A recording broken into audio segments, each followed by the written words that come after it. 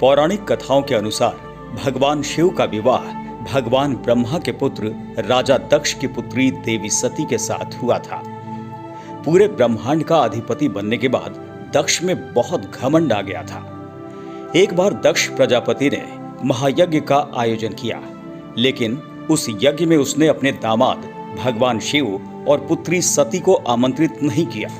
इस बात की जानकारी जब देवी सती को मिली तो वो खुद को रोक नहीं पाई और बिना निमंत्रण के ही महायज्ञ में चली गई।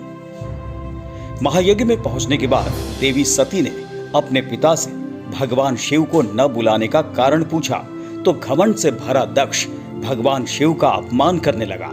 उनके बारे में अपशब्द बोलना शुरू कर दिया। अपने पति के लिए इस तरह के शब्द सुनकर देवी सती बहुत दुखी हुई और उन्होंने यज्ञ कुंड में ही अपने प्राणों की आहुति दे दी। जब भगवान शिव को इस बारे में जानकारी मिली तो उन्हें बहुत क्रोध आया। उन्होंने अपनी जटा को उखाड़कर जमीन पर पटका, जिससे वीरभद्र और महाकाली उत्पन्न हुई।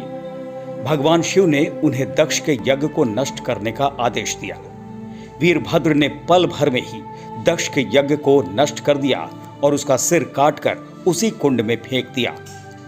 पत्नी वियोग में भगवान शिव ने अग्निकुंड से अपनी पत्नी सती के पार्थिव शरीर को निकाला और फिर कंधे पर उठाकर पूरे ब्रह्मांड में घूमने लगे और क्रोध में तांडव करने लगे। इससे चारों तरफ हाहाकार मच गया। सृष्टि जलने लगी, प्रकृति का संतुलन बिगड़ने लगा। तब भगवान विष्णु ने प्रकृति का संतुलन बनाए रखने के लिए अपने सुदर्शन चक्र से देवी सती के पार्थिव शरीर के 51 टुकड़े कर दिए। जहां जहां देवी सती के टुकड़े गिरे वहां वहां शक्तिपीठ की स्थापना हुई। देवी पुराण में 51 शक्तिपीठों का वर्णन किया गया है, जबकि देवी भागवत में 108 और तंत्र चूड़ामणि में 52 शक्तिपीठों का वर्णन है।